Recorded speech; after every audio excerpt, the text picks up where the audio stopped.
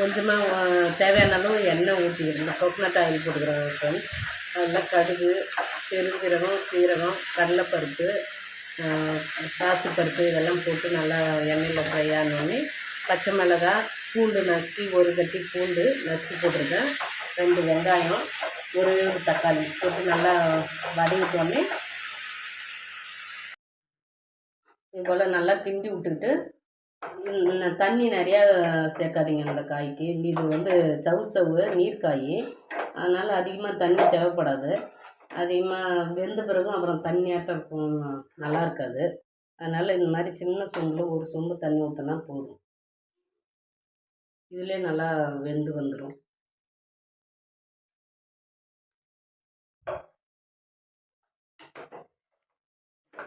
அப்பப்போ நல்லா கிண்டி விட்டுங்க, அடி பிடிச்சிட்டு போகுது. அது அடி பிடிக்காமல் இருக்குன்னா நல்லா அப்பப்போ பார்த்து கிளறி விடுங்க. நல்லா வெந்துருச்சு, சவு நல்லா வெந்துருச்சு. இப்போ வந்து ஃபைனல் ஸ்டேஜில் வந்து தேங்காய் வந்து துருவி போட்டுக்கலாம், நல்லா டேஸ்ட் நல்லாயிருக்கும். அப்படி இல்லைன்னா இந்த பருப்பு, உளுத்தம்பருப்பு, கடலப்பருப்பு இதெல்லாம் நல்லா வறுத்து உரப்பாக அரைச்சி சேர்க்கும்போது நம்ம சாப்பிடும்போது பல்லில் கடிப்படும், அது ரொம்ப நல்லாயிருக்கும் டேஸ்ட்டு. அந்த மாதிரியும் போட்டுக்கலாம். அப்படி இல்லைன்னா நான் இன்றைக்கி எதுவுமே தேங்காயும் போடல, அதுவும் போடல. ஃபைனலாக அந்த கொத்தமல்லி தழையை போட்டு நல்லா கிண்டி விட்டுருவோம், நல்லாயிருக்கும் டேஸ்ட்டு.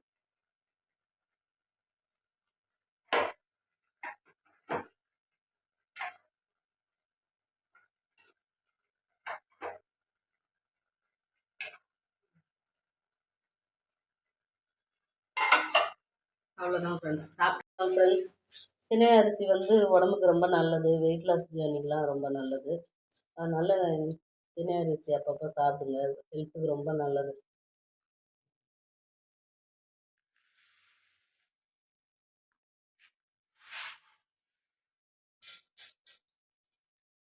நல்லா தண்ணி பிடிச்சி நல்லா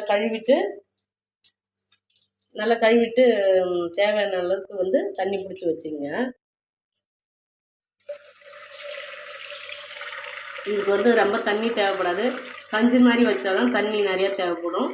இது வந்து உப்புமா மாதிரி வந்து உதிரியாக செய்ய போகிறேன், அதனால் வந்து தண்ணி இந்த அளவுக்கு வச்சா போதும். வைக்க தேவையில்ல, சிம்மில் வச்சாலே கொஞ்சம் நேரத்துலேயே நல்லா வெந்துடும், உதிரியாக வெந்துடும். உதிரியாக வெந்து போய்டும், நல்லாயிருக்கும் சாப்பிட்றதுக்கும்.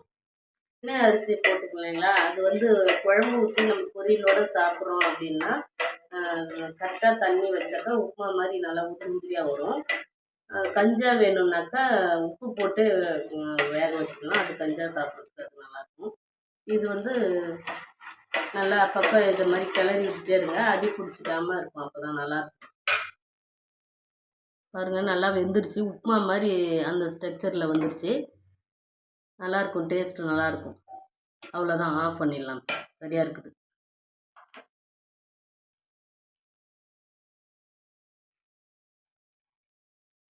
குழம்பு, மீன் குழம்பு எல்லாம், சிக்கன் குழம்பு எல்லாமே நல்லாயிருக்கும். காரக்குழம்பு இது மாதிரி எல்லாமே ஊற்றி சாப்பிடும்போது நல்லாயிருக்கும். இப்போ வந்து இதான் மதியத்துக்கு நான் சாப்பிட போகிறேன். இது மாதிரி நீங்களும் செஞ்சு பார்த்துட்டு எப்படி இருக்குதுன்னு சொல்லிட்டு சொல்லுங்கள். லைக் பண்ணுங்கள், கமெண்ட் பண்ணுங்கள், ஷேர் பண்ணுங்கள், சப்ஸ்கிரைப் பண்ணுங்கள் ஃப்ரெண்ட்ஸ். Thank you friends.